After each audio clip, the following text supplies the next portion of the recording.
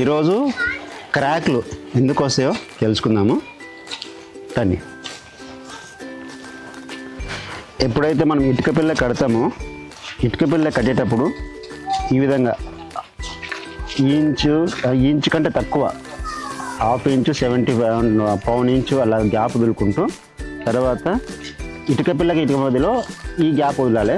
తర్వాత వచ్చేసి ఇక్కడ ఏదైతే మనము మెటీరియల్ వేసుకుంటామో ఆ మెటీరియల్ అనేది మినిమం హాఫ్ ఇంచు కంటే కొంచెం ఎక్కువ ఉండాలి, మరి ఈ ఇంచు కూడా ఉండకూడదు. తర్వాత వచ్చేసి ఎప్పుడైతే ఈ గ్యాప్లో మనము మెటీరియల్ ఫిల్ చేస్తామో, ఈ ఫిల్ చేసే మెటీరియల్ ఏంటంటే ఖచ్చితంగా లోపల మధ్యలో ఎక్కడ ఎయిర్ లేకుండా ఫిల్ చేసుకోవాలి.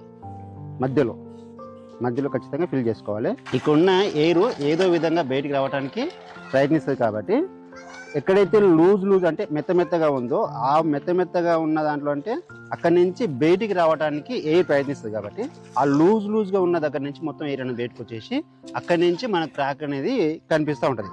అది ప్లాస్టింగ్ చేసిన తర్వాత కూడా మనకు కనిపిస్తుందన్నమాట. కాబట్టి ఏంటంటే ఖచ్చితంగా ఈ రెండింటి మధ్యలో ఎయిర్ అనేది ఖచ్చితంగా పెట్టుకోవాలి. ఎందుకు ఉదాహరణ అంటే ఈ ఇటుక పిల్ల వచ్చేసి మనకు తక్కువ సిమెంట్తో తయారు చేస్తారు. కాబట్టి ఈ తక్కువ సిమెంట్ తయారు చేసేంటే ఈ ఇటుక పిల్ల మధ్యలో ఎయిర్ అనేది లేకుండా వైబ్రేషన్ పెట్టేసి దాంట్లో ఉన్న ఎయిర్ని మొత్తం తీసేసి కంప్రెస్ చేస్తారు, గట్టిగా కంప్రెస్ చేస్తారు. దానివల్ల ఈ ఇటుక పిల్ల క్రాక్ రాదు, కానీ గోడ కట్టిన తర్వాత మాత్రమే క్రాక్ వస్తుంది. అప్పుడు ఏముందంటే మనకి ఈ ఎయిర్ ఉండటం వల్లనే క్రాక్ వస్తుంది, మిగతా టైంలో రాదు. తర్వాత ఇంకొకటి ఏంటంటే చూడండి, ఖచ్చితంగా ఇది బాగా గమనించండి.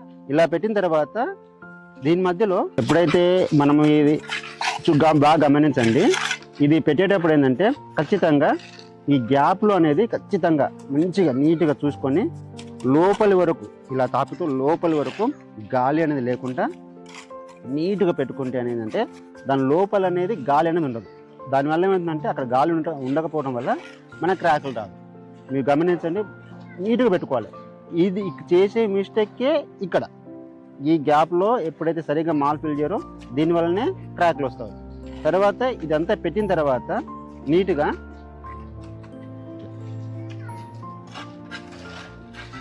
ఇలాగా చేయిపోయిన తర్వాత మన హ్యాండ్తో ఇలా పామేసిన తర్వాత మెటీరియల్ని ఇలా ఒక గ్రూ కొట్టేసుకుంటే ఏమైందంటే మనం టైట్గా ఆ గ్రూ అని కొడతాం. కాబట్టి దానివల్ల ఇంకేదన్నా చిన్న మెటీరియల్ ఎయిర్ ఉన్నా కానీ దానివల్ల కూడా అది ఎయిర్ అనేది బయటికి వెళ్ళిపోతుంది. కాబట్టి ఇలా మీరు చూసుకుంటే క్రాక్ అనేది రాదు.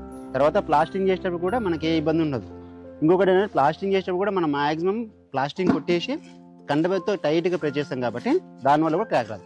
మెయిన్ క్రాక్ వచ్చేది ఇక్కడే, ఈ గోడ కట్టే ప్లేస్లో మాత్రమే మన క్రాక్ వస్తుంది. కాబట్టి ఎప్పుడైతే మనము ఈ ఇటుక పిల్ల మధ్యలో గ్యాప్ అనేది లేకుండా చూసుకుంటామో మనకు క్రాకులు రావడం 99% రావు. ఓకేనండి, థ్యాంక్ యూ.